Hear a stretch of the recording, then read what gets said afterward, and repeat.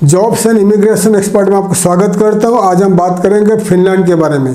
Finland का काफ़ी सारे इमिग्रेशन लॉ चेंज हो चुका है, जनवरी में हो चुका है और अभी फिनलैंड विद इन 2 वीक्स 2 हफ्ता के अंदर उनका रेसिडेंसी परमिट इशू कर रहा है टू द फॉरेनर्स जो फिनलैंड में काम करना चाहता है।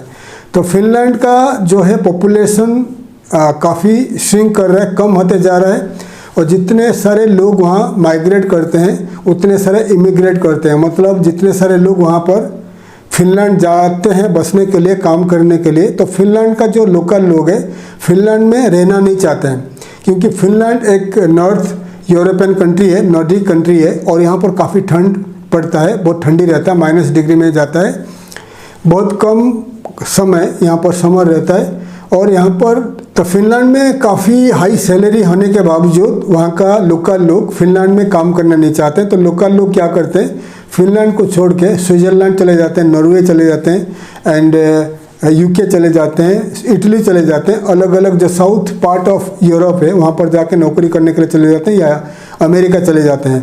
तो इसलिए फिनलैंड में जो बाकी लोग जो है तो ज़्यादा ज़्यादा वो ओल्ड हो रहे हैं, बुढ़े हो रहे हैं और पॉपुलेशन कम होते जा रहे हैं। तो फिनलैंड अभी चाहता है कि ज़्यादा से ज़्यादा professional and skill workers Finland में आए, वहाँ पर काम करें, वहाँ पर सेटल हो जाए।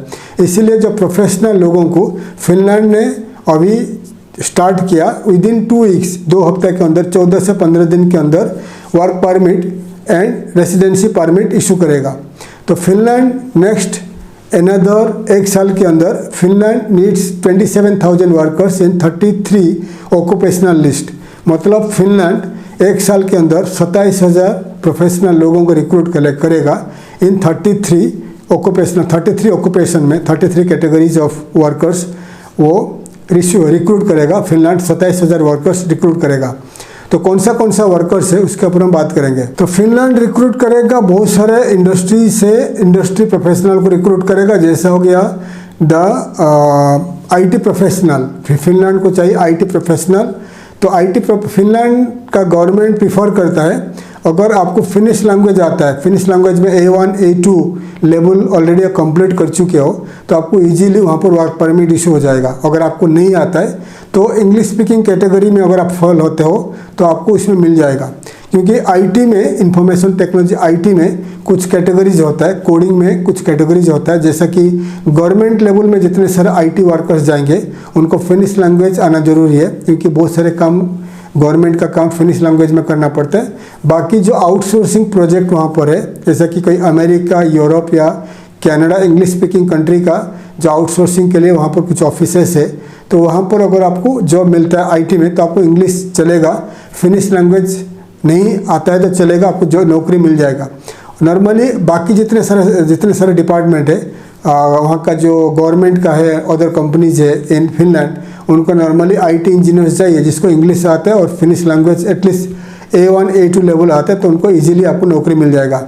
उसके बाद हेल्थ केयर वर्कर्स में ज़्यादा से ज़्यादा रिक्वायरमेंट्स है care givers and nurses. Care givers nurses का ज़्यादा से ज़्यादा रिक्वायरमेंट्स है, लेकिन आपको नर्सेस को एटलीस्ट B2 लेवल कंप्लीट होना चाहिए फिनिश लैंग्वेज में।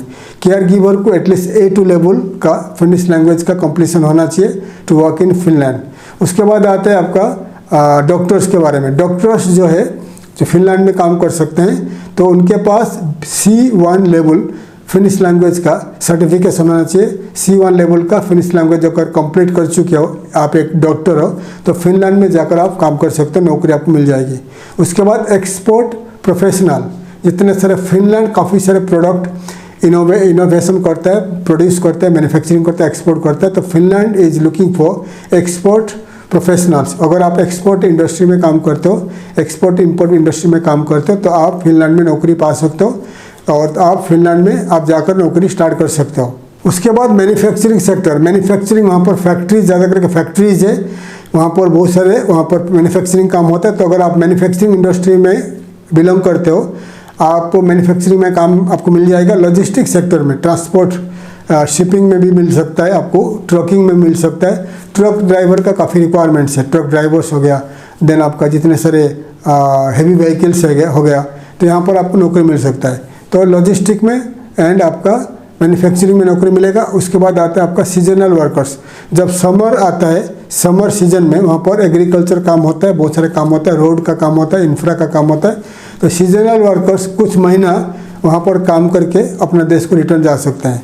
तो ये नॉर्मली जो मेन इंपॉर्टेंट सेक्टर बता दिया, इन्हीं सेक्टर में ज़्यादा से ज़्यादा जॉब्स अवेलेबल है।